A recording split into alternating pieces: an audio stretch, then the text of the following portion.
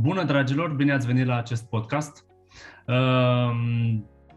Să facem business. Astăzi, după cum v-am obișnuit, o să l-am alături de mine pe Viorel, specialist în psihologie, și încă o persoană dragă mie, Bogdan, Brănescu Bogdan, asociat și coleg cu mine în firma pe care o conducem. O să încerc astăzi să abordăm subiecte precum psihologie, bani, spiritualitate, chiar și religie. Și cred eu că în minutele ce urmează, dacă rămâneți aproape de noi, veți afla lucruri interesante și să sperăm că veți petrece un timp productiv alături de noi și să-i dăm drumul. Deci, bună Viorel, bună Bogdan. Ce faceți? Ce faceți? Cum sunteți? Bine, nerăbdători. Așteptăm să intrăm în subiecte și să dezbatem. Mai mult de atât, sperăm că o să aducă folos celor care o să asculte ceea ce discutăm noi în viețile lor. Mulțumim pentru invitație, Emi.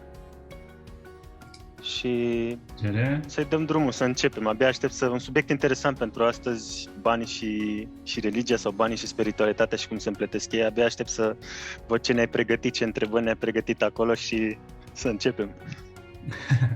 Da, o să fie așa spontan, zic eu, pentru că cunoscându-te pe tine și știind expertiza ta, mai nou, în timp ce eram alături de colegul meu la muncă și el venea cu anumite chestii care am rezonat destul de mult cu ele din punct de vedere al religiei, și am zis, ar fi interesant să închegăm o discuție pe acest subiect și să aflăm mai multe perspective din punct de vedere psihologic, dar și religios, să spun așa. Nu știu, prima mea întrebare ar fi: cum credeți voi, cum vedeți voi diferența asta între spiritualitate și religie și dacă acolo putem include banii? Voi ce părere aveți?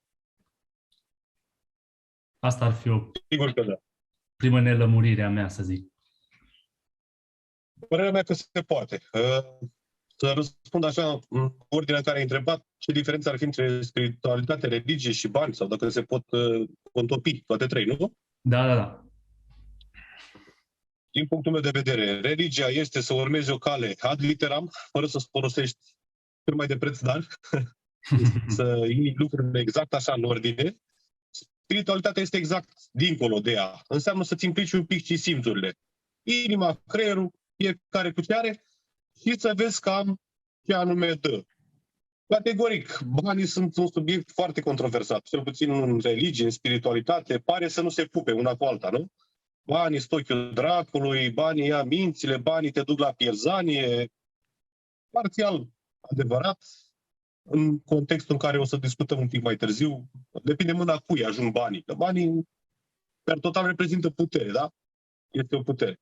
Dacă ajunge clar în mâini nepotrivite, nu vor face bine. Dar, părerea mea că se pot contopi toate trei, cu siguranță. Acum, să vedem ce zice și Viorel. El e tot așa într-un segment destul de important. Îmi place, Bogdan, viziunea ta și chiar nu mai știu cine a zis și să mă ierte că nu îl citez, nu mai știu dacă ori Rumi, ori un faimoși oameni de iluminiști din epoca aia spuneau că spiritualitatea e ca un ocean, religia e ca un lac sau adică spiritualitatea e mult mai mare, e dincolo de reguli și de limite și de șabloane.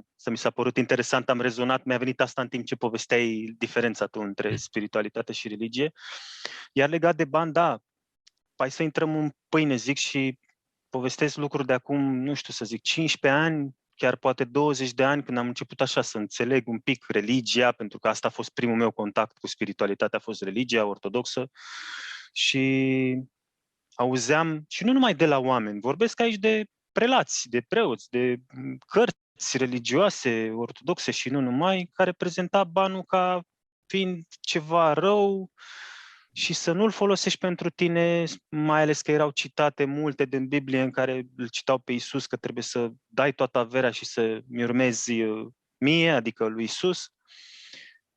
Și am preluat, nu știu cum, cred că au preluat și ei, și aici chiar sunt curios de părerea ta, Bogdan, au preluat citatul ăsta ca să ducem o viață, toată lumea să fim ucenici și toți să ducem o viață de jertfă și să ne vindem bunurile și să le dăm și să nu, că e rău să fii bogat. Și am făcut asta vreo 10 ani de zile și am adâncit, acum din punct de vedere psihologic vorbesc, tot mai mult în anxietate, tot mai mult în depresie, pentru că nu mă ocupam de binele meu înainte, că în psihologie mi-au spus și terapeuții mei, și eu merg la terapie, chiar dacă sunt psiholog, băi, când e accident de avion sau ceva și cade masca aia de oxigen, întâi tu o pui ție și după aia pui oamenilor de lângă, că dacă pui oamenilor de lângă, tu nu mai respiri și mori. Și la fel, cazuri în care erau prezentate animale, în care vânau și întâi mâncau ele și apoi dădeau puiilor lor. Da? Deci eu asta acum o înțeleg, în ultimii 5 ani de când mi-am descoperit pasiunea asta, psihologia, dar anii ăia trecuți, mulți, a fost o viață de, nu vreau să-mi facă nimeni un pedestal, dar a fost o viață de jertfă și dusă la extrem lucrul ăsta, nu știu, voi ce părere aveți? Da, rezonez maxim cu tine. Ai zis foarte bine. Dacă tu nu ești bine, nu poți ajuta pe ceilalți. Deci nu ai cum, e imposibil.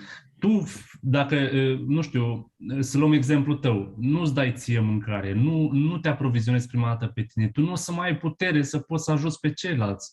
Deci primul pentru care, dacă chiar vrei să faci pentru ceilalți, întâi ajută-te pe tine, nu știu, încarcă-te cu putere pentru a ajuta cât mai mulți oameni. De asta și în avion trebuie să-ți pui masca ție, ca tu să ai oxigen prima dată și după să-i ajuți pe ceilalți, cât sunt ei de mulți. Asta e, cred că e părerea mea, da, rezonez maxim cu ce ai zis. Acum să vedem ce zice și Bogdan. Da, Viorel, exact așa cum ai spus, la fel, susțin și eu ideea ta. În schimb, vreau să fac o mică paranteză, să nu înțeleagă lumea greșit, a avea grijă de tine și a te pune pe primul plan, a te îmbunătăți, cum să spun, să nu se confunde cu egoismul, adică totul să fie egocentric, prima dată eu și apoi restul lumii, că e o chestie foarte fină, sensibilă între cele două, ce vorbim noi și ce se poate înțelege. Dar, la fel cum ai spus și tu și eu, am petrecut ani de zile din viața mea încercând să înțeleg ce se întâmplă. Oare, zic, mă simțeam vinovat să-mi doresc mai mult. Zic, băi, oare e bine, oare nu e bine? Că, așa ca și tine și eu am luat contact prima dată cu ortodoxia, nu e bine să ai, să dai totul. Și am petrecut ani de zile în ceață, nu știam ce se întâmplă cu mine. Dar, la fel ca și tine, după ce m-am documentat, am mai crescut, am avut la fel cum ai pățit și tu, am avut experiențe și am ajuns la concluzia că, da, ca să poți face bine, să poți ajuta, trebuie să ai grijă foarte mare de tine, pe toate planurile. Cum vrei, social, fizic, spiritual, financiar. Asta te face pe tine o persoană puternică, categorii. Și atunci, fără doar și poate, poți ajuta și în dreapta și în stânga. Bineînțeles, banii în mâna ta sunt un instrument, fiind călit prin diverse experiențe, poți face diferența între a ajuta sau a-ți însuși doar pentru plăcerile tale personale. Aici... Vreau să adaug ceva, Emi. Hai, zi tu, Emi. Nu, că e la mine mi-a plăcut mult. După. Mi-a plăcut mult ce a zis Bogdan, mă leg de o chestie care a zis cu diferența aia, și chiar simt să zic o chestie importantă care a descoperit-o nu de mult, diferența aia fină între egocentrism, egoism, narcisism și sacrificiu. Și dacă vă uitați voi, nu știu cum să explic chestia asta, pentru că hai să vorbim de iubire de sine. Atât de mult, în atâtea cărți religioase am văzut că e ceva rău iubirea de sine, inclusiv în ăștia 3 ani, 3-4 ani de cât public pe paginile mele, pe profilele mele de Facebook despre iubire de sine, îmi sar în cap mulți oameni. Dar e ceva rău iubirea de sine, narcis, egoism, nu știu ce, și zic, băi, nu trebuie să ai. Și mi-amintesc de multe scrieri pe care citeam cât de rea e iubirea de sine și de fapt nu e, de fapt preoții sau religia sau au văzut oameni care s-au dus la o extremă pe iubire de sine, în egoism, numai pentru ei și în care au distrus oameni cu egoismul lor și ce au zis? Au zis că e un lucru rău. Dar dacă stai să te gândești, asta e o extremă. asta e o extremă, iubirea de sine. La cealaltă extremă e sacrificiul pe care l-a promovat biserica. Normal ar trebui să fim undeva la mijloc, că vorbim și de psihologie. Extremele înseamnă patologie, boală. Uite-te la încredere. Poți să ai încredere super maximă pe de-o parte și zici, eu sunt cel mai zmeu, eu sunt cel mai tare și nu e ok pentru că te duce nu mai ai contact cu realitatea, că tu ești zmeu, ești zeu, nu știu ce. Și pe altă parte, mulți oameni dintre noi, mulți avem lipsă de încredere în noi din cauza traumelor și așa mai departe. Și iarăși e o extremă, normal trebuie să fim, deci sănătatea e undeva pe axa asta, da, extremelor la normalitate și cu iubirea de sine la fel. Ce a făcut religia? Și hai să nu vorbim de spiritualitate, religia în sine și nu numai ortodoxia. A văzut o extremă a iubirii de sine, a unui lucru sau a banilor sau a ce vreți voi și a zis e rea. E ca și cum noi am zice că dacă ne-am stricat la burtă de la mâncare, de la roșii, nu mai mâncăm deloc, roșiile sunt rele. Bă, nu, poate ai tu alergie sau poate în momentul ăla ai gastrită sau ceva, dar nu trebuie să le punem. Înțelegeți? Are sens ce... Da. Cu vânătoarea asta de vrăjitoare, că vedem un lucru la extremă. Dacă eu pe taică-miu, cât trăia, Dumnezeu să-l odihnească, avea probleme cu alcoolul, e ca și cum i-a zice taică-miu un om rău. Bă, nu, frate, că a fost muncitor, a fost respectat de o grămadă de oameni, a construit multe, a făcut o grămadă de lucruri. E ca și cum aș generaliza, ca și cum din tine, Emi. Văd acum că ești îmbrăcat bine, frumos, mamă, tu ești cel mai perfect om. Dar eu cred că ai și tu defecte, nu? Sau invers, văd o latură negativă a ta și gata, tu ești așa. Nu e așa, nu? Vă las să curios ce ziceți și voi. Da, păi trebuie să fie un echilibru, nu? Adică în tot ce facem nu se poate bine fără rău, nu există zi fără noapte, tot un univers e un echilibru. Extremele nu trebuie luate în seamă. Da, ok, am și o parte negativă, dar nu înseamnă că sunt mereu așa sau am o părere diferită în momentul ăsta, dar nu înseamnă că mereu eu sunt gică contra, știi? Ceva de genul. Da, am înțeles foarte bine punctul tău de vedere și susțin. Sunt de acord cu el 100%. Acum, uite, o să-l las și pe Bogdan să-și exprime o părere, după care o să revin eu cu o întrebare către voi. Da, Viorel, sigur, la fel. Sunt de acord de totalitate cu ce spui. Să revin un pic vis-a-vis de ce ai spus la început, iubirea de sine. Tot asta părerea mea că asta a fost esența din tot ceea ce am citit eu despre religie, spiritualitate. Cu asta începe. Cred că asta e ca bază. Iubirea de sine și mândria, că într-acolo bate. Este, de fapt, păcatul capital. În momentul în care cum ai spus tu, du-ți la extrem.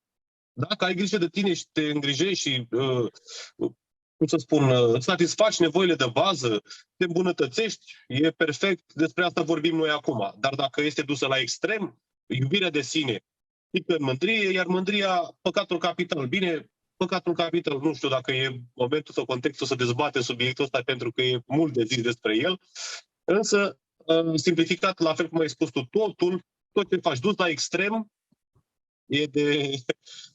e de neținut, ca să spun așa. E dăunător. Este foarte dăunător. E un exemplu scurt care îmi trece prin cap. Eu sunt cel mai zmeu, eu pot să zbor. Ia și te aruncă de pe un bloc de la etajul 60 și vezi dacă poți să zbori.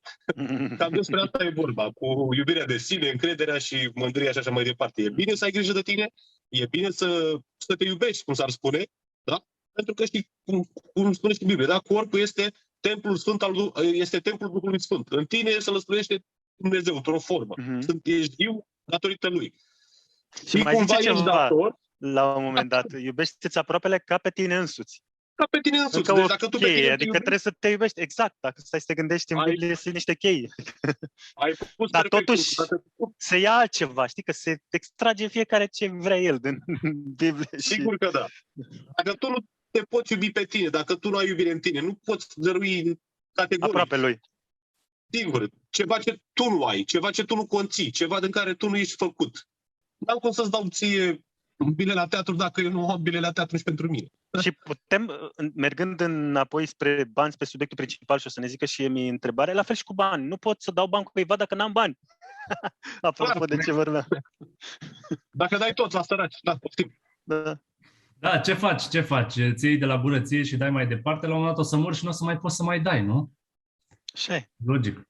Bun, întrebarea mea era de ce sunt așa mari diferențe între oameni bogați și oameni săraci?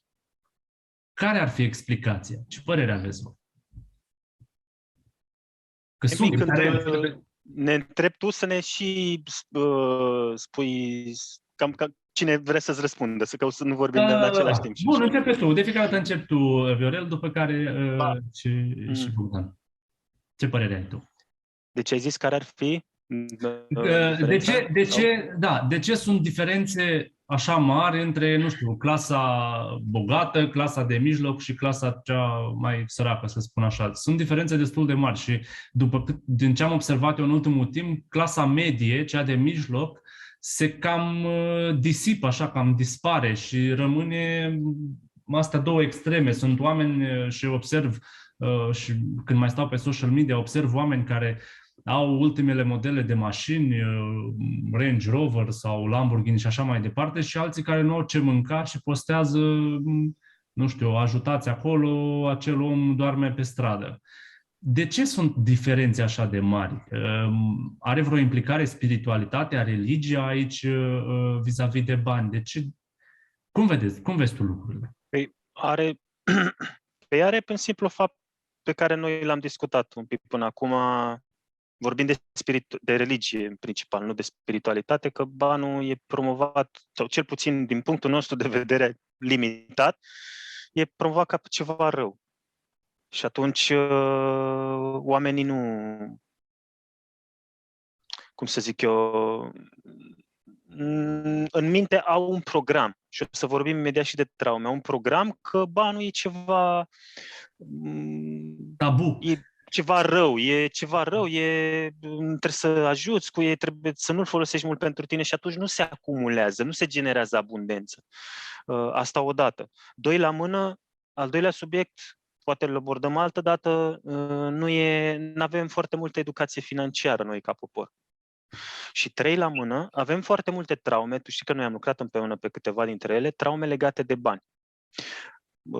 Dau exemple, cum spuneam și noi un pic, chiar dacă e și pe religie, banii ochiul dracului sau convingeri din asta, sau banul se face greu, cu multă muncă și se pierde repede, suferințe legate de bani. Noi în copilărie, nu știu cum a fost Bogdan, o să ne povestească și el, dar noi doi, Emi și eu, am trăit sărăcie, poate lucie în copilărie și atât de multe lipsuri am avut că ni s-au creat niște traume că atunci când vreau, vine greu sau deloc și se pierde repede banul și atunci e foarte greu să generăm abundența aia când noi nu credem că putem și când am trăit atât de mulți ani sărăcie. Deci astea sunt doar 3 dintre subiectele care îmi vin așa rapid în minte și ar mai fi multe, dar de obicei și educația asta legată de bani și convingerile și religia, dar zic totuși imediat să ne zică și Bogdan ce părere are, să mergem, că ar fi multe,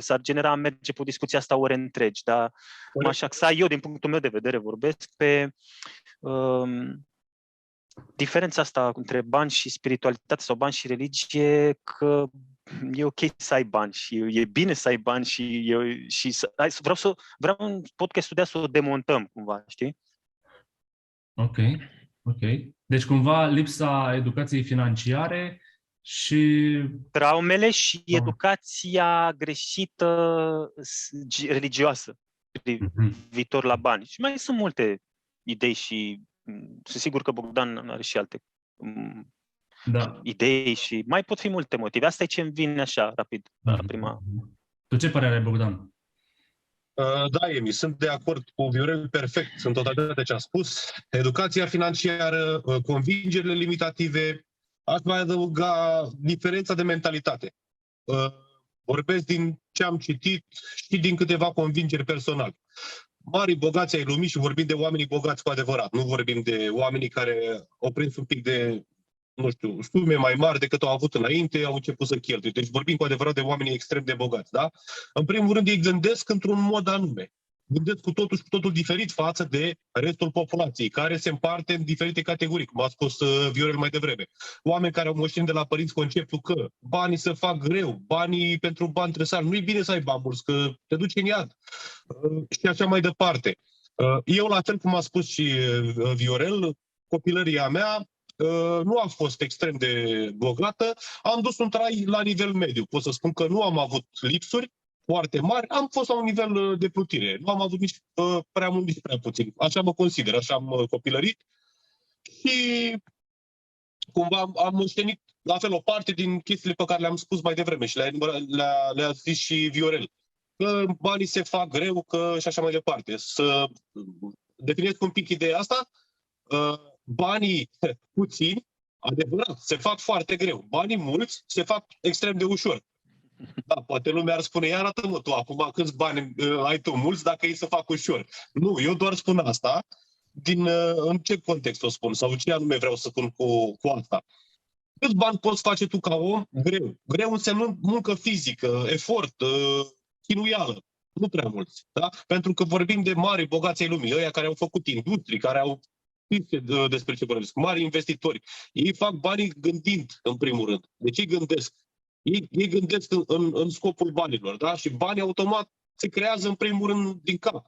Ei nu folosesc energia lor, timpul lor să muncească de la 8 la 4, la 8 la 9. Bine, nu spun că ar fi un lucru rău, să fac o paranteză, să nu mă condamne nimeni, că eu în continuare muncesc, așa am muncit și înainte. E bine să muncești, doar că, iar spun, diferența asta de clase, că de aici am plecat, între oamenii extrem de bogați și partea cealaltă, oamenii bogați sunt și puternici emoțional, nu știu ce legătură ar avea cu spiritualitatea. Dar oamenii bogați am observat foarte mult, la mulți oameni bogați am observat că își controlează emoțiile extraordinar de bine. Deci, ca să ajungi bogat, din punctul meu de vedere, trebuie să fii un om puternic interior. Un om care nu te pierzi, în primul rând, în fața banilor, da? Că banii creează emoții, categoric. Ea mergi pe stradă și găsește, nu știu, o valiză cu bani, vezi cam ce sentimente te încearcă. Primul sentiment care te încearcă, da? După ce îți mai revii un pic, vezi și al doilea care e, că sigur o să-ți treacă pe cap. Mamă, în funcție de fiecare cum gândește, ce petrecere am să fac, ce haine o să-mi iau. Sau poți spune, băi, am să dau o parte celor care n-au, că și eu am găsit de nimic și am să dau mai departe. Ei, abia acolo se întrețese puterea, da? Puterea de a discerni și a te stăpâni. Băi, am găsit, ok, hai să-i folosesc cumva. Sau ai cheltuit pe tot și așa.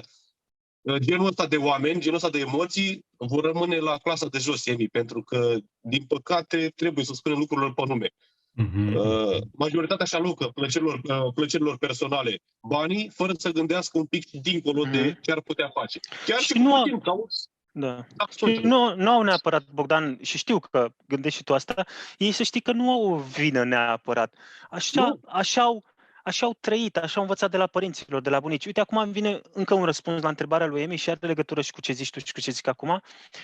Noi am trăit puțină vreme, cei drept, cel puțin eu am prins vreo 6 ani din comunism, da? Dar oricum, rămășițele au mai rămas și anii 90 și chiar și acum sunt. Chiar o carte mișto, nu mai știu de cine, scrisă Mentalități și remanențe comuniste. Și ideea e că, eu mi-amintesc, mă povestea bunicul meu, dar a venit colectivizarea și i-au luat de pământuri, da? La oamenii din sat, și s-au luat bani la mulți bogați și nu numai la bogați. Cine avea peste nu știu ce cotă, îi se lua. Eu spun ce spunea bunicul. Părinții au trăit lucrul ăsta. Că după aia și Ceaușescu și-a creat clica lui de oameni cu interese și cu bani acolo, până la urmă n-au făcut ei ce au predicat, dar de la alții a luat. Și a împins oamenii către sărăcie, către să fie toți egali, să fie efectiv, nu știu, s-au fost 30 sau 40, 45 de ani sau 50 de ani de comunism, a marcat o chestie foarte nasoală pentru care încă a rămas implantată în noi. Sigur că da. Și ca să plătească datoriile alea externe și ca să producă atât de mult și n-a promovat educația foarte mult, la 16 ani, repede, 18 maxim, la muncă, să producă în fabrici, siderurgii sau nu știu ce, combinate, chimice și mai nu știu ce. Toate astea și-a pus amprenta, ori dacă au trecut 40-50 de ani, îți dai seama, nu e ușor, au trecut 30 de ani de când ne-am revenit, dar am trecut de Revoluție, dar nu prea, că încă au fost. Totalitate. Ne-a mai ținut și Iliescu 10 ani pe minus, ne-a dus mai în jos și e greu. Deci are și un aspect principal, eu vreau să punctez foarte important, nici la noi, nici la ei, nu e vină, că uite, mă uit și, stau în București, da? Avem un cartier mai sărac, în Ferentari, în București, oameni care au trăit fără posibilități materiale, marginalizați. Țiganii au fost și sunt în continuare stigmatizați și românii, oricât am zice, mulți dintre noi, suntem un popor rasist. Chiar dacă zicem că suntem primitori și așa mai departe. Și au fost chinuiți, au fost plasați la marginea societății. Și ce vrei să facă oamenii ăștia, da? Dacă nu îi se dă oportunități? Au 2-3 locuri pe la școli pentru ei, în caz că vor să dea. Dar mai mult ce? Că unii se uită la față și nu îi angajează, alții nu le dă sprijin și atunci dacă eu îi plasez ca în închisoare, și închisorile ar trebui să fie un centru de recuperare, nu de închidere a criminalilor. Și sunt multe chestii de... Oamenii, noi suntem unde suntem și pentru că am trecut prin niște suferințe maxime și noi suntem aici cei drept și cred că asta e și motivul principal pentru care ne-am reunit, să ne deschidem cumva unii altora mințile. Noi cumva am trecut peste convingerile astea, ne-am vindecat multe din ele, mai avem multe de lucrat și mult de creat și bani mulți de făcut în continuare și vrem să împărtăm și cu ceilalți, să-i scoatem cumva și să luminăm mințile cum și Dumnezeu ne-a luminat pe noi. Și aici mă opresc eu. Da. Aici aș completa și eu cu ceva. Revenind la diferența dintre bogați și săraci, am citit undeva că singura mică mare diferență sunt obiceiurile zilnice. Ce înseamnă? Toți avem 24 de ore, dar modul în care folosim acele 24 de ore determină câți bani avem. Deci dacă noi stăm în 24 de ore și dăm scroll pe Facebook sau pe TikTok, nu ai cum să te aștepți să ai venituri de 20-30 de mii de lei sau de euro la sfârșitul lunii. E imposibil. Deci contează mult care sunt rutinile tale. Ce faci tu pentru a avea și a atrage abundența în viața ta? Citești zilnic. Cititul aduce abundența în viitor, adică investești în tine. Educație. Când investești în tine, automat return of investment va fi colosal în timp, dacă ești perseverent. Din nou, nu știu ce mai poți face, urmări cursuri, să-ți iei un mentor, să începi să-ți schimbi viața, nu știu, să lucrezi la tine, la emoțiile tale, cum spuneam, la traume și așa mai departe, să te autodescoperi, să ai o introspecție de genul ăsta, ca tu după să poți să fii magnet pentru abundență, că altfel nu ți iese. Te întreb o chestie mică. Dacă acum am fi invitați la televizor, aș scrie așa pe ecran, cum scriu la televiziune acolo, șoc, chestii, aș spune, investiția în tine, apropo de ce ai zis, investiția în tine, noi înșine, e cea mai importantă decât investiția în proprietăți. Aș pune așa pe televizor, știi, să scrie în timp ce vorbesc, scuze că am făcut paralela asta. Da, nu știu, asta a fost și pentru mine conștientizarea conștientizărilor, că cea mai bună investiție ești tu, ca om. Eu am vorbit ca tu să produci multe milioane, nu în proprietăți. Că marea majoritate ce facem prima oară? Casă, mașină, excursii și împrumuturi. Ne facem rate și apoi ești sclav. Și datorii pe viață. Eu am trecut pe acolo, că sunt, adică nu că... și eu am comis-o, nu că eu n-am comis-o. Ai învățat din ei. Asta e lucru care trebuie să înțeleagă toată lumea. Toată lumea face greșeli, dar e bine să și înveți din ele, că practic așa crești. Trebuie să greșești ca să înveți. Sau poți învăța de bunăvoie. Sunt două tipuri de oameni, care învață din greșeli sau care le repetă la nesfârșit și nu vor. Da. Vreau doar să mai adaug, cred că asta trebuie să discutăm o dată numai despre tema asta. Viorel cred că e cel mai măsură să ne explice despre frică, el e psihologul și știe de desuturile fricilor. Însă, iarăși, ca să ajungi bogat, părerea mea, trebuie să nu ai frici. De ce zic asta? Am observat inclusiv la mama mea. Teama de a nu-ți pierde serviciu, teama de a nu, frica de a nu. Nu poți așa. Trebuie la un moment dat să fii dispus să și pierzi dacă vrei să ajungi un pic mai departe. Adică ori dacă stai cu frica în sân că nu pot să fac, nu știu, ceva mai mult, de teama de a nu pierde. De autocontrolul, iarăși revin. Trebuie să fii foarte bine... Trecem peste frici. Exact.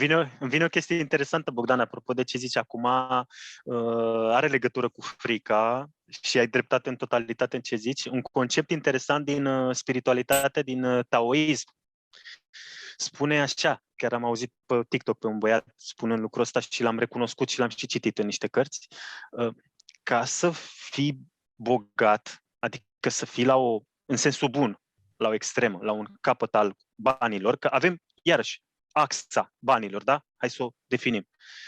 Avem bani, dar într-o parte avem sărăcie, într-o parte avem bogăție. Clar până aici? Bun. Și zicea tipul ăla și un concept din taoist că ca să fii bogat cu adevărat și să și fii durabil, adică nu că te îmbogățești rapid sau după aia pierzi și așa mai departe. Trebuie să fii dispus să accepti și să îmbrățișezi opusul, adică sărăcia. Și apropo de frică, ce legătură are? Să nu-ți fie frică că vei fi sărac și să accepti și sărăcia și să fii sărac și să fie acolo să zici, bă, fac orice să ies, dar nu mi-e frică, pot să trăiesc și cu pâine cu sana, pâine veche, am trăit, da? Mi-am vindecat niște răni, că nu-mi plăcea ce am făcut atunci. Bă, dar poți să trăiești și cu puțin, poți să trăiești și fără cluburi și fără ieșit, poți să trăiești și îmbrățișezi.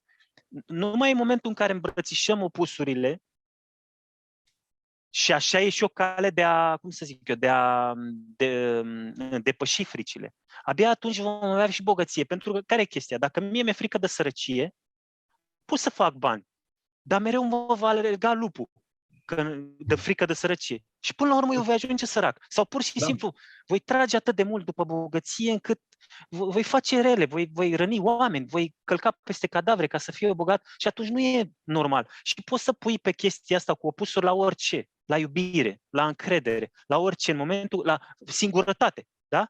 Ca să fiu ok și cu partea asta de relații și de a fi iubit și de a fi în preajma oamenilor, păi trebuie să-mi accept opusul, frica de singurătate.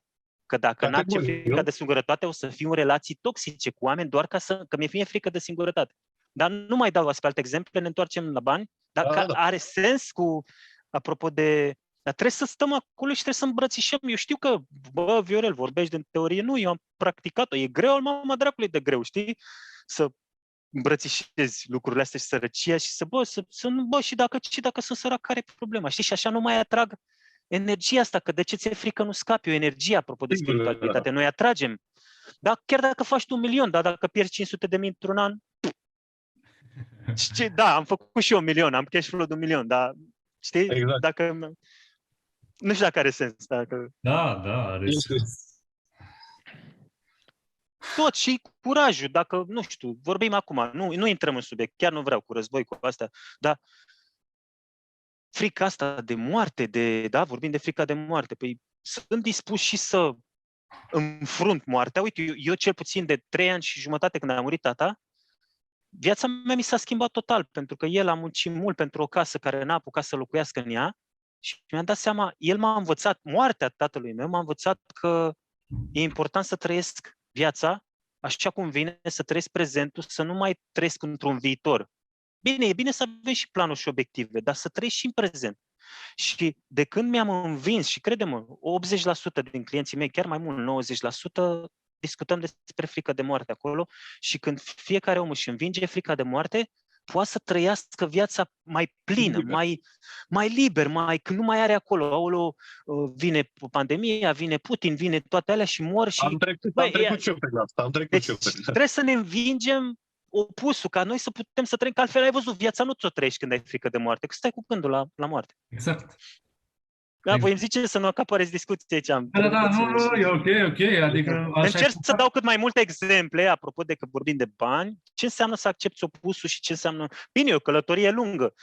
Nu pot să spun în 10 minute sau o oră de podcast acum cum să învingi și fricile astea, cum... Pentru mai multe o să dăm detalii la finalul podcastului, cum ne poate contacta fiecare. Da, și ai spus foarte frumos, ai spus acolo, când... Eu asta am înțeles din ce ai spus tu. Când ești cu privirea către viitor, ești cu spatele la prezent și invers. Adică când ești cu privirea către, nu știu, trecut, de exemplu, sau anumite frici, ești din nou cu spatele la prezent. Deci cumva prezentul și puterea lui acum îți poate schimba viața. Nu când ești cu gândul în trecut sau în viitor. Nici de cum. Trebuie mindfulness, ceea ce mai practicăm noi. Așa, un mic hint și ascultătorilor noștri. Dar acum aș vrea să revin puțin la subiect și aș vrea să-mi creați voi o imagine al omului spiritual și al omului religios. cumva să deviem puțin din partea de business și bani și în partea asta care pe mine mă pasionează. Eu am făcut anumite și m-am întâlnit cu anumite persoane care au puteri mai supranaturale așa și am văzut partea spirituală în adevăratul sens și al cuvântului și am adâncit cumva și am văzut partea de suflet, de unde venim ca sursă și așa mai departe. Am înțeles asta, partea de a fi spiritual și cum spuneai și tu, imaginează-ți că spiritualitatea este un ocean și religia un bol cu un pește și peștele vrea să sară în spiritualitate, dar bolul ăla e limitat și ok, cumva religia se vrea a fi intermediară între Dumnezeu și tine. Cum arată omul ăsta spiritual? Cum arată omul religios? Începe tu, Bogdan. Da. Vreau să spun primul exemplu care îmi trece acum prin minte, să nu-l uit. Ok. Religia se referă în mare parte unei categorii de oameni. Oameni care gândesc ad literam, care iau informația exact așa cum e scrisă și o pun în practică. Este o formă mai simplistă a spiritualității. Așa gândesc eu, așa cred eu. Să mai exprim încă o dată? Să fiu mai simplu? În Biblie se vorbește foarte mult metaforic. Asta e categoric, da? Se vorbește foarte mult în parabole, în metafore. Și o să iau ca exemplu postul, că toți suntem în perioada aproape a Paștelui, postul Paștelui și așa mai departe. Ceea ce am înțeles eu câteodată mai postesc. Acum multă lume să nu se înțeleagă. Post religios, post spiritual, post de detoxifiere, toate au o singură bază. În Biblie se numește post, ok? Pentru că ia imaginați-vă, cum era să-i explice Iisus acum 2000 de ani lui Petru sau lui nu știu care dândeal de acolo, băi, fii atent că în organism se acumulează toxine datorită faptului că mănânci aia și aia și aia și timp de 40 de zile, dacă tu o lași mai moale, cu alea, cu grăsimi, cu așa mai departe, ție o să-ți fie bine. Pentru că are o strânsă legătură și ceea ce mănânci cu starea pe care o ai zilnic. Ea mănâncă numai, nu știu, chestii grele. Să vezi cum ajungi la urgență cu perfuzii în tine. Ea mănâncă lucruri mai ușoare, să vezi cum ești plin de energie și așa mai departe. Totul este echilibru. Iar postul, în Biblie, este simplificat. Băi, 40 de zile nu mâncați aia și cu aia. Apoi, cine înțelege un pic mai mult, își dă seama că tot pentru binele tău e. Că am întâlnit prieteni, cunoștințe care, da, domnule, dar știi că până la urmă postul contează ce scoți pe gură, nu ce bagi în gură. Replica asta am auzit-o de cele mai multe ori. Și eu le spun, băi, nu sunt nici habotnic, cum am spus, să iau totul, că domnule așa spune Biblie, ca să nu mă duc în iad. N-are nicio legătură. Nu ține poți că nu te duci în iad, stai nici, dar eu să mor mai devreme și poate o să mor mai rău, mai greu. Da? Și spun așa, dacă tu nu poți să controlezi, ceva de genul, ar fi spus, eu nu țin post, că mai important e ce scot pe gură, că poți să țin în suflet, că ok, bun. Dacă tu nu controlezi un lucru simplu, ca mâncarea, ca mâncatul, ceea ce bagi în gură, ok, cum ai putea să controlezi, nu știu, gândurile, da? Dacă tu nu cum poți să controlezi mintea sau sufletul? Cum poți să ajungi? Sau cum poți să îndrăznești tu că ai fi atât de departe să-ți controlezi gândurile? N-ai cum. Sunt niște trepte, da? Și despre asta se referă. Omul religios ar fi bine să-l țină așa cum spune în Biblie, 40 de zile, nu mânca, nu bea, nu așa, nu face ce nu faci și o să-ți fie ok. Cine înțelege dincolo spiritual își dă seama că de fapt are o legătură strânsă cu tine, că e pentru binele tău, e o detoxifiere. Știi implicit, după ce te-ai detoxifiat corpul de chestii grele, știi mintea stă altfel. E în strânsă legătură. Corpul, mintea, sufletul, inima, toate astea sunt într-o armonie perfectă, ca să zic așa, după o perioadă de vreo 40 de zile. Și nu o spun eu, sunt cercetători, sunt oameni deștepți, mult mai deștepți, care au concluzionat, nu știu cum, de analize au făcut, că fix 40 de zile este perfect pentru organism, nu știu, ca perioada de detoxifiere, ca să zic așa. Cam asta este punctul meu de vedere vis-a-vis de omul religios, omul spiritual, înțelegerea. Asta ar fi. Cred că, nu știu, modul la care omul înțelege informația vis-a-vis de partea spirituală. Sunt oameni religioși care o iau din scris și fac exact ceea ce scrie acolo. Omul spiritual cumva și implică și mintea și simte ceea ce citește. Deci omul spiritual e un pic dincolo și simte și înțelege bine de tot ceea ce omul religios doar citește și pune în practică fără să înțeleagă. Dar îmi face bine, în părerea mea. Da, și ce părere ai, Viorel? Da, de acord 99,9% cu Bogdan. Singura mea adăugare și de fapt aș vrea să zic, a zis el ceva la un moment dat că la început, stai așa să-mi amintesc, a zis Nu știu, că am vorbit că mult pe tema. religia se adresează unei anumite categorii. Aici vreau să punctez, să fac o simplă afirmație, în sensul că religia se adresează tuturor, că se face destul de mult în multe religii prozelitism, adică se vorbește despre religie ca să fie cât mai mulți. Și acolo e o luptă între religii, ca să aibă cât mai mulți oameni și așa mai departe. Nu e neapărat destinată către o anumită categorie mai slabă, mai fraieră, mai nu știu. Doamne ferește, nu se înțeleagă E către toți se acum. Ideea e că cu ce rezonez foarte mult în ce zici tu și ce simt să adaug e că, și nu o să punctez, nu o să stau mult pe subiectul ăsta, dar religia văd așa, e ca și cum vine cuvântul limite. Spiritualitate nelimitată, infinit. Pentru că, hai să luăm religia, îmi zice să țin post așa, să nu spăl duminica, să nu fac nu știu ce, și un set de reguli. Și atunci pe mine e și constrângere. Noi oamenii suntem diferiți, suntem unici. Nu poți să mă pui și pe mine și pe Emi să ne dai aceleași, sau pe tine, Bogdan, toți trei să avem aceleași idealuri, aceleași obiective, aceleași duminică. Poate eu vreau să mă duc sâmbătă la slujbă sau poate vreau vinerea, sau poate vreau nu știu ce, sau poate... Și Iisus în Biblie a spus, roagă-te și închide ușa după tine, în cămara ta să nu te știe nimeni. Și când ții post, să nu spui la nimeni, să nu te lauzi când dai, că nu știu ce, și că multe lucruri. Deci văd așa nu zic, pe mine m-a ajutat foarte mult religia și mulți preoți de acolo m-au ajutat, după cum au fost și mulți preoți care mi-au făcut rău și multe chestii de religie. Dar are un minus religia, că îi îngrădește. Omul religios e îngrădit, ca să-ți răspund la întrebare, Emanuel, omul spiritual e nelimitat. Da? Deja s-au format, gândește-te, e ca instituția bisericească s-a format ca o instituție politică. Și de când Iisus a murit, a fost primul conciliu, și cred că Bogdan știe mai bine ca mine, primul conciliu în anii 50 cu apostolii. Da? Apoi a fost conciliul de la Nicea, de la nu știu care, în care s-a îmbinat politicul cu religiosul, și au fost multe concilii în care pentru că a existat mulți oameni care au avut păreri diferite, ce a zis? Hai să legiferăm credința. Și nu, ortodoxii zice că Duhul Sfânt vine din Tatăl, la catolicii că vine din Fiu și că de nu știu ce. Și fiecare s-a împărțit în o grămadă facțiuni de-astea religioase. Și ce zice? Religia e așa. Și eu, în 2000 de ani, a avut atâtea diferențe și atâtea schimbări și cât s-a legiferat religia. S-a legiferat Dumnezeu. Știi?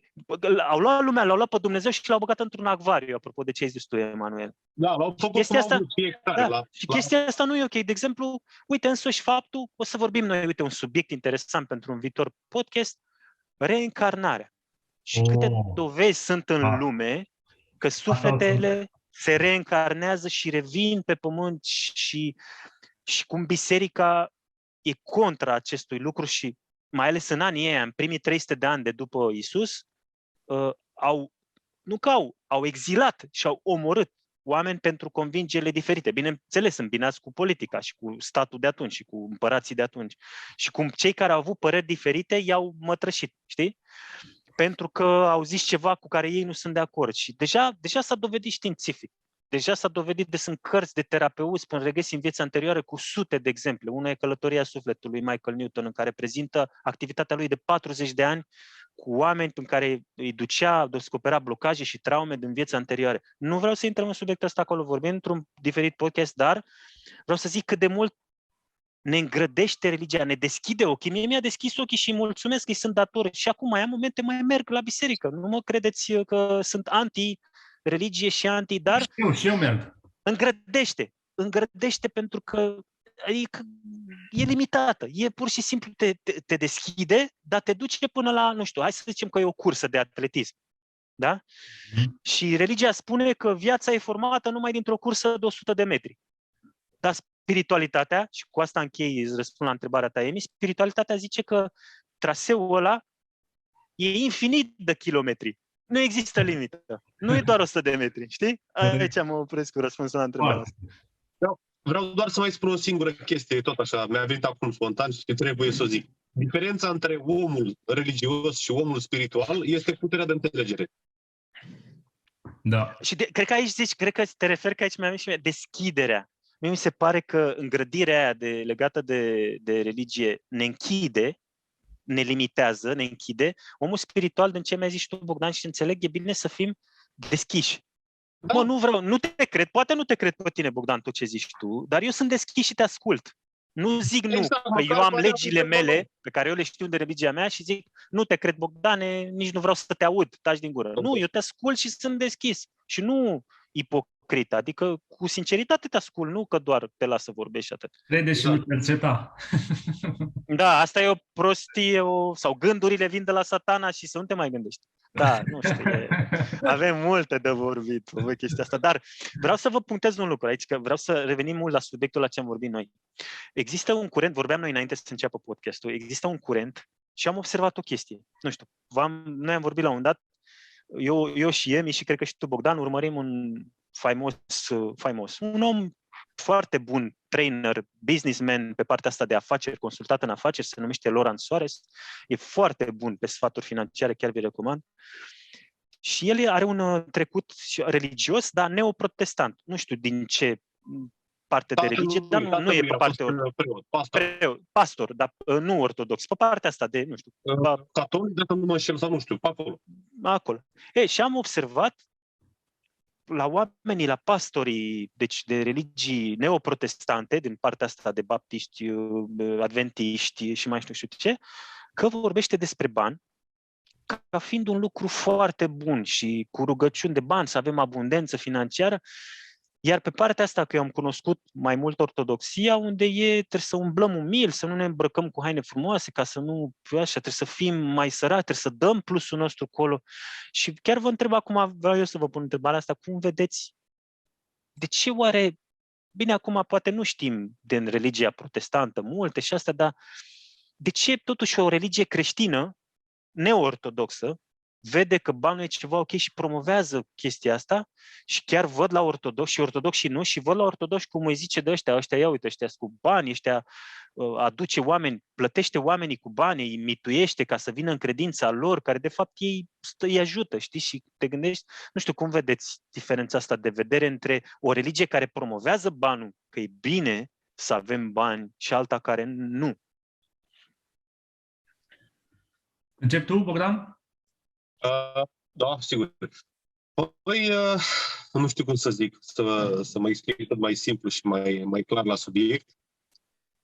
Nu neapărat că în religia noastră creștin-ortodoxă ar dezminți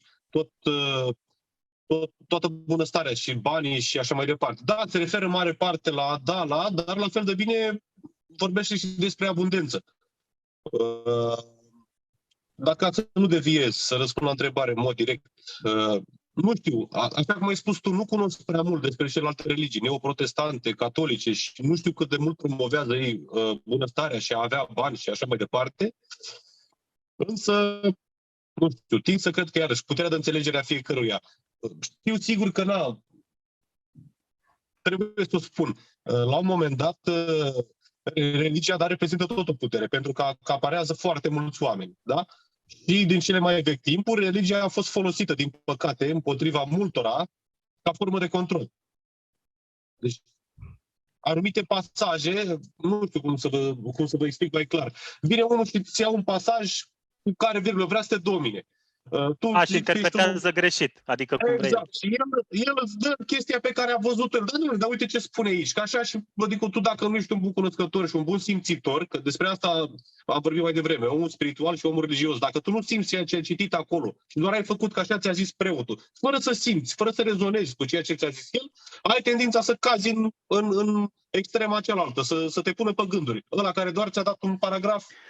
Deci zici că o diferență mare între religie și spiritualitate, că la religie noi de multe ori urmăm preoții și oamenii mai mari religioși și cărțile așa, habornic, și nu ne folosim mintea și, în primul rând, simțurile și inima, intuiția, și omul spiritual își folosește lucrurile astea.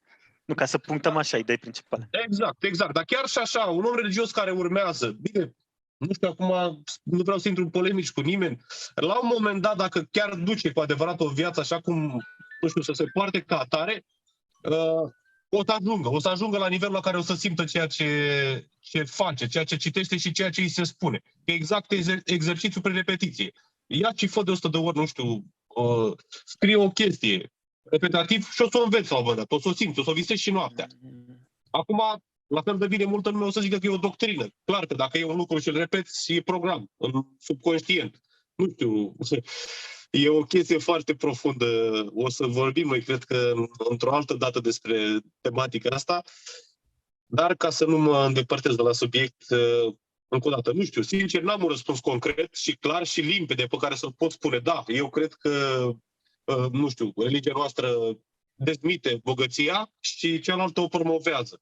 În totalitate nu, dar într-o mare parte am observat în predicile, pentru că predicile pastorilor mai observ pe internet, iar predicile preoților le-am tot urmărit 15 ani în biserici și am văzut că e o diferență mare pe chestia asta. Și cred că foarte tare răspunsul tău, mi se pare că vine cheia de înțelegerea scripturilor. Exact. A Bibliei, că unii o înțeleg într-un fel, alții o înțeleg în altfel. Acum, e un lucru cât se poate de simplu, da?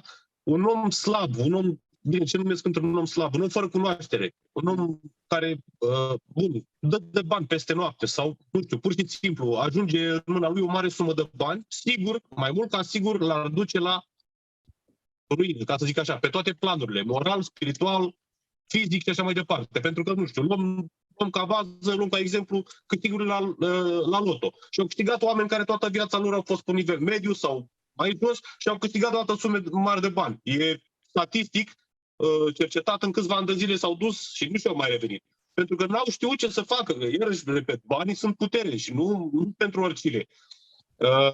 Cred că și asta cumva promovează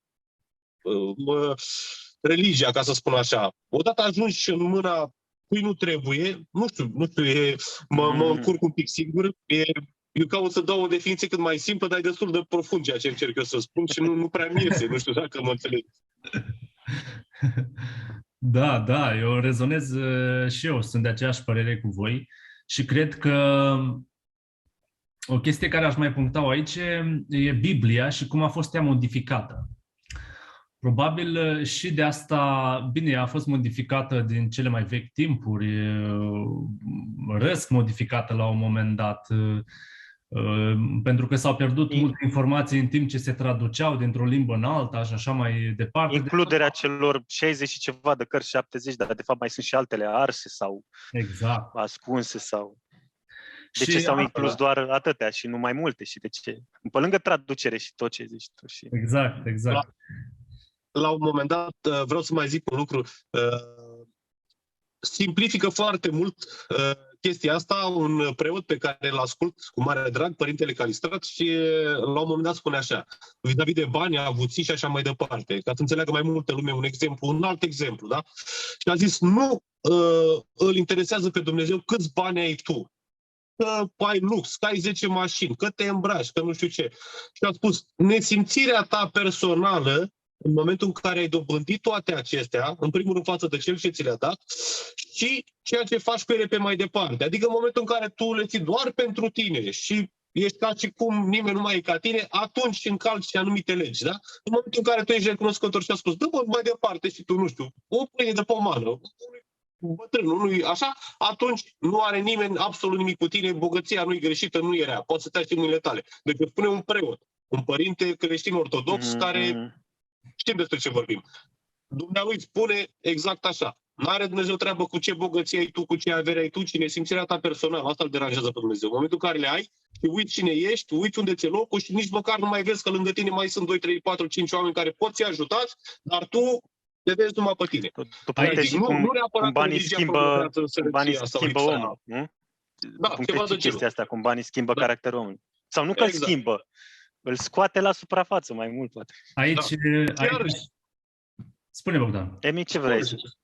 Vreau să adaug chestia asta am observat, pentru că aici în Belgia, de când am ajuns, am căutat biserică, unde să merg să văd, pentru că mie îmi place, de asta eu îmi continui să merg la biserică, îmi place energia care o deprinde acolo.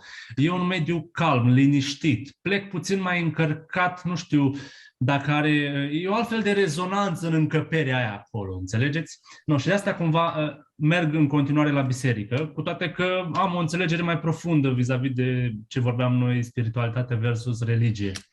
Și am observat că contează foarte mult și liderul acelei biserici. Adică sunt foarte mulți preoți care au har, care nu bagă frica în oameni, care îi ajută să-și ridice vibrația și nu încearcă să-ți implementeze mai mult chestiile alea limitative de care discutam noi în trecut. Fără impunere, nu impun. Exact. Și de asta cred eu că preoții sunt în două categorii. Cei care sunt cu har și care ajută la trezirea oamenilor și vorbesc și predică cât mai puțin posibil anumite pasaje din Biblie sau din Scriptură care să bage frica în oameni, și ceilalți care o fac asta pur și simplu că așa au învățat la școală acolo unde am făcut ei teologie și așa mai departe și o fac pe mod automat. O altă chestie care aș vrea să o punctez e unii niciodată nu cer de la tine, bă, vreau atât, dă-mi atât, sau atâta costă pomelnicul, atâta costă lumânarea, atâta nu știu ce. Dăm cât vrei tu. Ăia sunt cu parte mai spirituală puțin. Ceilalți care sunt cu religia în sânge adânc, ei spun direct, vin cu preț, atâta costă botezul, atâta costă aia, atâta costă aia. Ei țin foarte bine cont de ceea ce au văzut sau ceea ce... Deci depinde foarte mult și sufletul lui și ce are el de oferit, știi? Și aici tu poți alege, ok, eu asta am făcut. Am descoperit un preot care nu rezonam deloc cu el, era mai mereu pe japcă, să spun așa, venea, la un moment dat eu mă închinam, eram acolo și vedeam pe cineva că era cu crastonul lângă mine, pe românește, să-i pun ceva bani. Bă, dar e prea de tot, ok, vreau eu să dau, să donez, să contribui, dar nu vii și îmi ceri tu cu japca, știi? What the fuck? Și am renunțat să mai merg acolo, am căutat în altă parte și am mers undeva unde rezonez, unde am văzut că preotul nu e genul ăla care să-ți bage mâna în buzunar și așa mai departe. Adică suntem liberi să alegem. Vă ce părere aveți despre asta?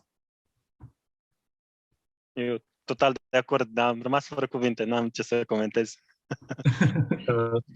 Da, Emi, exact așa cum ai spus tu, vreau să mai adaug și în religie, în instituția religioasă, bisericească, să spun așa, e la fel ca mai prin toate instituțiile, da? În învățământ, în medicină, în învățământ. Un profesor care doar a devenit profesor, da, a făcut ce studii a făcut profesorul respectiv, mă rog, și face treaba mecanică, adică doar vine, băi, asta e programa pentru copii, le-am luat-o, le-am predat-o și m-am dus acasă. Copiii nu o să învețe prea mare lucru decât, nu știu, o parte din ei. Un profesor care se implică și e devotat și îi place ceea ce face, clar o să acapareze o mai mare, o să primească mai mare răspuns din partea elevilor. O să fie mult mai mult îndrăgit și elevii respectiv vor învăța mai bine, mai mult, nu știu, la fel ca și în medicină. Un doctor care doar aplică ceea ce a învățat, pac, și te-a expediat, nu știu dacă e un medic neapărat foarte bun. Un medic care se implică și se gândește și, nu știu, sper să mă înțelegeți, la fel ca și preoții, că de aici plecăm. Ok, dacă a făcut teologia și s-a făcut preot doar ca să aibă un job de la 8 la 7 și să ia salariu și așa mai departe, să ducă tată că n-are nicio treabă cu... Da, e bănos salariu, e bănoasă munca asta. Nu știu exact, dar la mine... Netaxate, fără TVA, fără impozite. Exact, cum zice de un preot cu har. Un preot cu har este un preot care își face nu doar meseria, face ceea ce face cu mare drag. La fel cum și un profesor are har, ca să zic așa, face profesia de doctor cu drag, de profesor, da, de pedagog cu drag. Și doctorul la fel și așa mai departe. Ideea e să faci cu drag ceea ce faci. Că dacă te faci preot cu apucături de mafiot sau doctor cu apucături sau de pedofil sau de... Exact, trebuie să rezonezi cu ceea ce faci. Trag o concluzie foarte tare din ce ziceți voi doi aici și chiar mi-amintești și tu, Bogdan, cred că ți-amintești tu de un pasaj din Biblie care întărește ceea ce spuneți aici. La un moment dat Iisus vede teama oamenilor și a ucenicilor că nu au de mâncare, că nu au bani și la un moment dat spune, nu vă temeți. Și mai zice, căutați împărăția cerurilor, nu mai știu exact cum spune, și tot ce e acolo și toate celelalte vi se vor adăuga. Și aici înțeleg ce legătură are în momentul când, eu cred că asta e, să-L căutăm pe Dumnezeu și pasiunea și ce avem noi în interior, că în interior suntem divinitate, suntem Dumnezeu în interior, Da. și noi urmând drive-ul ăla interior și calea interioară, banii vor veni. Dacă punem banul pe primul loc, eu acum traduc și încerc să spun ce înțeleg din ce a spus voi, și cumva cu o mică adăugare. Dacă punem banul pe primul loc și nu pasiunea, vom fi în domenii și în locuri nepotrivite pentru noi și, practic, vom face rău în jur din ce înțeleg. E bine să avem nevoie avem nevoie și de bani. Nu avem cum să trăim fără bani, deci trebuie un echilibru. Și trebuie să monitorizăm, să reducem, nu știu, din cheltuieli, să vedem sau să facem lucruri, să învățăm ca să producem mai mult, dar cumva, și ar trebui să fie pe un plan secund sau un echilibru, dar pe plan principal ar trebui să ne ducem în domeniile pentru care fiecare e potrivit și care are pasiune. Uite, voi pe business, eu pe psihologie sau, nu știu, Emi pe business, eu pe psihologie, tu pe spiritualitate, Bogdan, sau fiecare cât un pic din fiecare, dar fiecare are o pasiune către ceva și banul vine ca un rezultat. Vine până la urmă, știi? Nu știu dacă cred că asta punctează Iisus acolo, că căutați împărăția cerurilor și exact. Toate celelalte vi se vor adăuga. Ca și idee, iarăși spun, vis-a-vis de ce vorbeam mai devreme, cu oameni care doar extrag anumite pasaje ca să denigreze instituția respectivă, din Biblie, din învățământ, din medicină și așa mai departe. Că dau mai multe exemple să nu înțeleagă lumea că avem ceva cu religia sau o anumită categorie, da.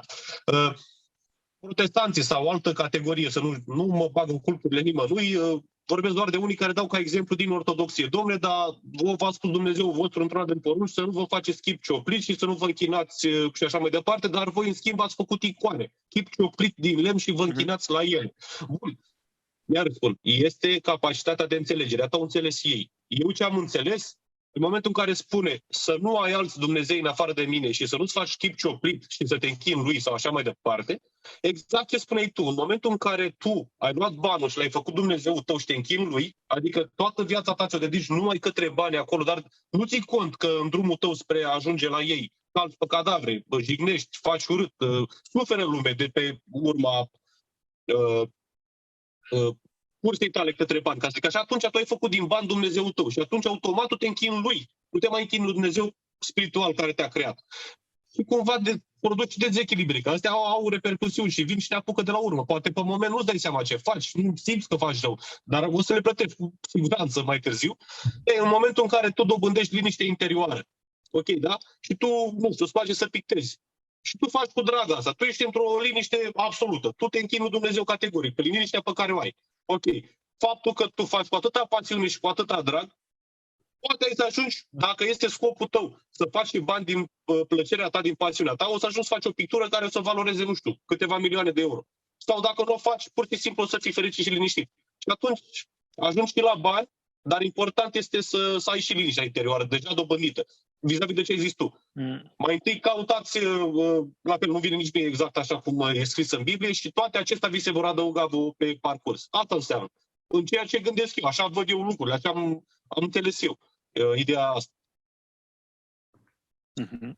Bun, superb. Oricum, uite, ne apropiem de final aproape. N-aș vrea să-l facem foarte, foarte mare acest podcast pentru a fi urmărit cu ușurință și cum timpul în ziua de astăzi e foarte, foarte important. Prețios. Să nu facem pe urmăritorii noștri să-și acorde prea mult timp. Aș mai avea încă două chestii. Pe final aș dori să punem, sau nu știu cum să mă exprim, să încercăm să ne adresăm direct urmăritorilor și să le dăm un sfat. Acest sfat, care va veni din partea noastră, să conțină chestia asta spirituală, religioasă sau de bani. Depinde. Faceți voi fraza și cum credeți. Te referi cât o concluzie, să facem o concluzie fiecare de câteva fraze. Exact. Ca un mic Ca sfat, așa, ca să rămână o chestie îndrumare. principală, să rămână o idee principală la final. Mhm. Cine sparge gheața? Viorel. Mie mi-e mai greu, trebuie să mă conectez la inimă. Ok, hai că zic eu. Da, hai. E bine? Ha? Hai tu, dacă ai deja în minte.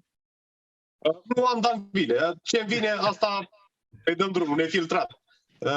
Ok. Ca și idee, că tot am început, despre asta am vorbit în mare parte. Bani, spiritualitate, religie și așa mai departe.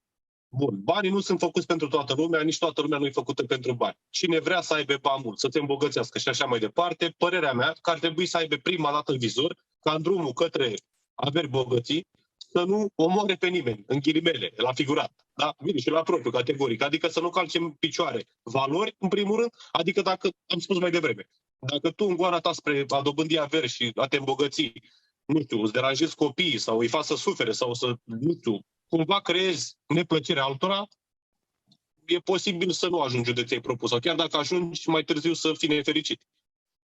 Dacă în drumul spre a avea bogății, spre a fi împlinit material, nu încalci niciuna din legile astea, nu faci rău nimănui și crezi că ești pregătit, go for it. De ce nu, până la urmă? Nu e rău să ai bani. Deci, ca și concluzie finală, nu te duci în iad dacă ai bani, garantat nu o să te duci. Pentru că și în Biblie au fost oameni extrem de bogați. Iov a fost un om extrem de bogat, încercat de diavol și așa mai departe, cum spune Biblia. Și la fel și-a redobândit bogățiile materiale, faptul că și-a păstrat credința. Asta e o mare chestie pe care aș vrea să o discutăm pe viitor.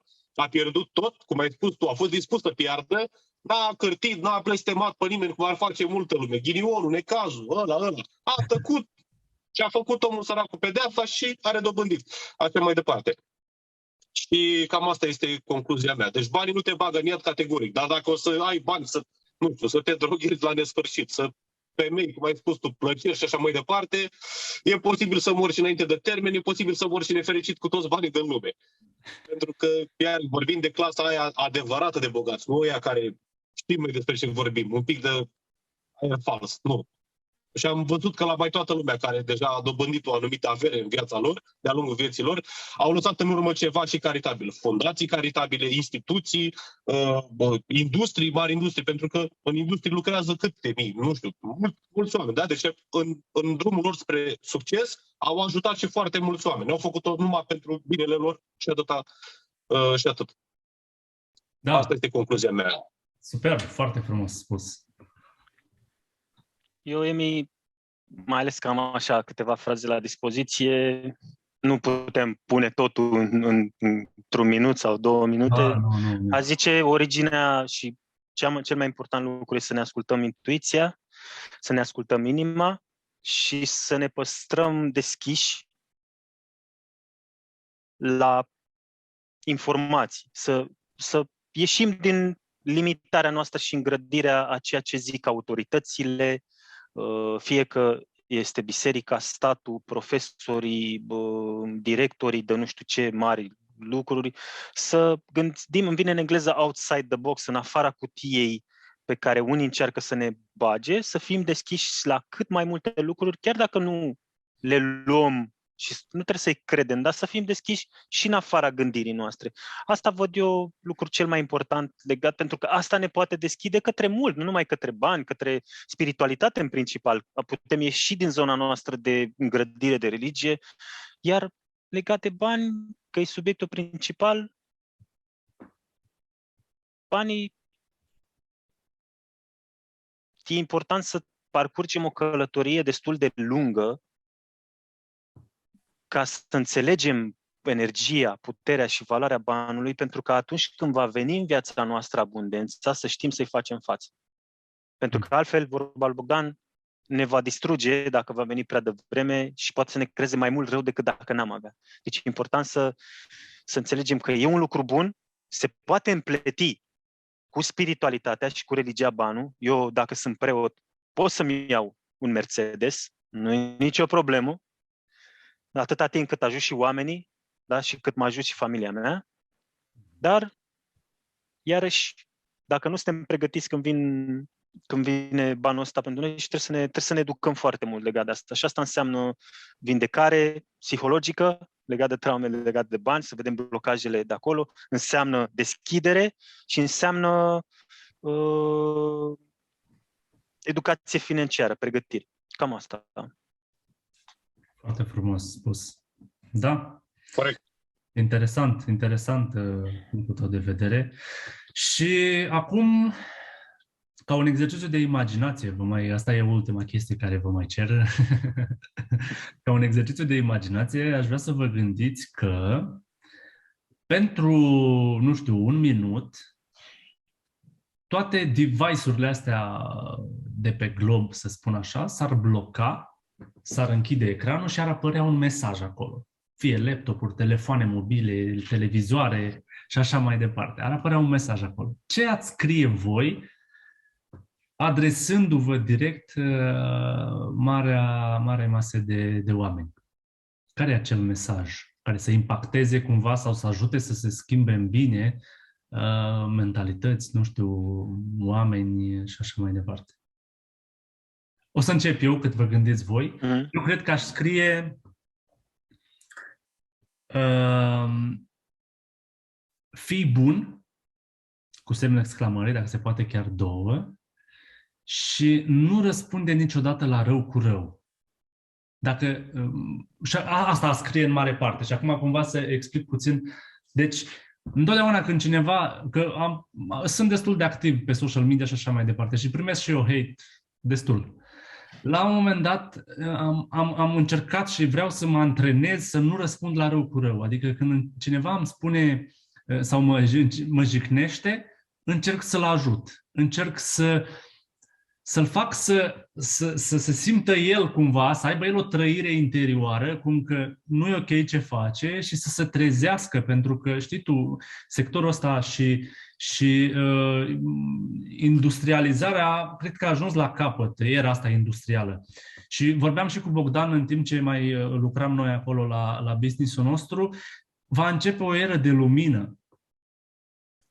Și automat, cred eu că viitorul cam despre asta va fi, nu va mai fi despre industrii sau consumerismul ăsta dus la extrem, ci despre a te descoperi, de a te, nu știu, de a fi mai spiritual, mai legat, de a înțelege, de a-ți ridica conștiința la un nivel cât mai sus.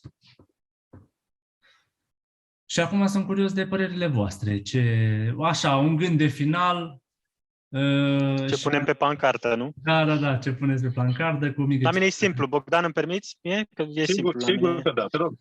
No, fii deschis, încă o dată asta, fii deschis și caută armonia, pentru că noi ne conectăm foarte mult la minte, mai mult la gânduri. Caută armonia și echilibru între minte, trup, suflet și spirit. Conectează-te și la simțuri, nu doar la minte, cumva să cauți aia armonia interioară și pe Dumnezeu din interior, nu doar din exterior. Cam asta. Și de acolo, odată ce ne conectăm cu sursa, toate informațiile vin. Superb. Da, superb, îmi place. Corect. Cum se face asta? Da, e un drum lung. Asta vorbim. Nu e imposibil. Nimic nu e imposibil. Da, nu e nimic. Predau o legătură al Bogdan. Da. Eu dacă aș putea transmite un mesaj tuturor, ar fi cam ceva de genul. Aveți încredere în voi, viața este minunată, frumoasă, nu risipiți timpul vieții voastre. Cam atât. Și fiecare poate să înțeleagă de acolo ce vrea, cum poate, și mai departe. Atât aș spune. Fiecare să aibă încredere în el și să nu risipească timpul vieții lui. Mi se pare... Nu știu, cam asta mi-a venit acum în cap, în minte, să o spun. Cam asta aș transmite. Pentru că, nu știu, sunt convins că ar pune pe gânduri multă lume. Ultima parte, nu risipiți timpul vieții voastre, e o chestie la care nu multă lume se gândește. Nici eu nu mă gândeam până mai de curând. A nu risipi timpul tău... Da, apare și în Biblie, apropo de asta, talanții pe care Dumnezeu îi oferă și cum îi folosim. Avem de discutat mult într-o zi. Exact. Mai ales că risipești fără să-ți dai seama ceva ce nu ți aparține, ceva asupra cui nu ai control, că noi credem. E doar o convingere că noi avem timpul la dispoziție tot, dar ziua de mâine știți că nu-i promisă nimănui. Și ne dăm seama când îmbătrânim că mai avem de ce mai puțin timp și disperăm că n-am realizat. Dacă o luăm așa la purificat toată situația, fiecare zi pe care o trăim e un miracol. Era o emisiune urmăream mai de mult, 1001 de moduri în care poți muri. O să fii, bulversat de-a dreptul, să-ți dai seama că fiecare zi e un succes. Și ar trebui să nu ai supraviețuit și că trăim, da? Da. Noi avem concluzia, noi avem părerea că o duce mult și bine la nesfârșit, dar nu se știe niciodată. Din păcate, nu vreau să întristez pe nimeni cu chestiile astea, dar am auzit, am cunoscut întâmplări, accidente, viața, se poate termina subit sau poate continua mult și bine. Nimeni nu știe niciodată. Dar dacă tu risipești... Nu există un control absolut. Nu ai garanția asta că a pus ziua de mâine. Și măcar să nu risipești, măcar să te bucuri de ce ai acum în prezent, să fie bine. Da, foarte frumos, superb. Eu cred că ăsta e un gând foarte potrivit pentru un final de podcast. Sper că urmăritorii noștri au avut răbdare și au rezistat până la final. Cred că dacă rezonează ca un mic sfat cu ceea ce am împărtășit noi aici și cred că au prieteni care ar putea extrage ceva din acest podcast, pot să dea un share, pot să ne ajute cumva să dăm informația asta mai departe. Ar fi de ajutor pentru noi. Și nu știu, pentru că scopul principal nu e de ne afirma noi și de a face mare lucru, ci pur și simplu să ajutăm la ridicarea conștiinței de care discutam mai înainte. A reușit să... Spune, Bogdan. Și fără hate, fără comentarii urâte, că direct în iad vă duceți. N-are nimic.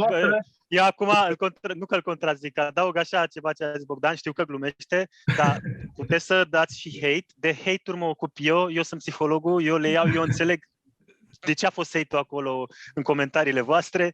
Celelalte le preia Emanuel și Bogdan, eu preiau hate-urile. Așa, eu nu sunt atât de bine ancorat și e posibil să vă răspund și să ne mergem în iad cu toții. Mai bine nu. Eu am lucrat mulți ani pe customer service, pe servicii clienți în IT și preluam plângerile, așa că am experiență. Acum și din punct de vedere și de psiholog. Pentru frustrări, lasă pe mine. Apelați, dar chiar cum, apropo, dacă oamenii vor să aprofundeze mai mult subiectele de astăzi, vreau să știe și Emanuel știe asta și vreau să știe că fiecare suntem specialist pe un domeniu. Sau noi putem să spunem specialist, da? Știm mai multe, poate un pic mai multe decât unii oameni și poate suntem cu 3 pași în față, că și eu sunt cumva proaspăt psiholog, 3-4 ani de experiență, că nu sunt mega, dar cât de cât sunt oameni care poate au nevoie și ajută sfaturile mele și se spune Memi cum ne poate găsi, nu? Pe trei, ca să vrea să aprofundeze. Dacă am început eu, pe mine mă pot găsi pe rețele de socializare pe Facebook. Am 2 profile, cel de psiholog Viorel Mardare și cel personal Viorel Mardare, Instagram viorel.mardare și e-mail contact@viorelmardare.ro. Acolo mă puteți găsi. Dacă aveți întrebări legate de ce ține de psihologie, traume, anxietate, depresie, probleme, blocaje în relații, mă puteți contacta pe partea asta. Super. Da, pe mine mă puteți găsi Emanuel Cojocariu, dacă scrieți pe Facebook, pe TikTok, pe nu știu, pe ce vă mai petreceți voi timpul. Deci Emanuel Cojocariu, la mine e destul de simplu, eu vă pot ajuta pe partea de business. Și mă puteți găsi pe pagina mea de Facebook, Bogdan Claudiu. Vă răspund cu drag la mesaje, în rubrica aceea oricând sunt disponibil, sau pe Sintaman Strat, numărul 3, mă puteți găsi acolo la magazin. Da. Sper că a fost de folos acest podcast și să ne vedem la următorul cu drag. Eu vă mulțumesc, dragilor, din suflet pentru că ați fost alături de mine și ați împărtășit din ideile voastre și din punctele voastre de vedere anumite experiențe. Vă mulțumesc și să ne vedem cu drag. Mulțumim mult de tot, Temi, Mulțumim, pentru Emi. podcast foarte frumos și Viorel, mulțumesc și ție pentru timpul tău și pentru sfaturile și gândurile tale. O să ne mai întâlnim cu siguranță. Și privat. asemenea, Bogdan, și eu îți A mulțumesc. fost o experiență plăcută, să știi, Da, chiar că a fost. Și o experiență diferită, că noi și mie am făcut podcasturi în doi până acum, experiență total diferită și foarte bogată, așa, în 3 persoane. Știi cum e, unde mulți puterea crește. Mai ales când ai același focus și același scop. Da, că mergem pe și 3 oameni cu background și cu specializări, să zicem, diferite și cum se unesc pe același subiect. Foarte interesant. Trebuie să mai repetăm. Cu mare drag. Bun, dragilor, vă salut, am închis. Și noi. Să ne vedem sănătoși data viitoare. V-am La pupat. revedere și multă sănătate. Salut! Salut!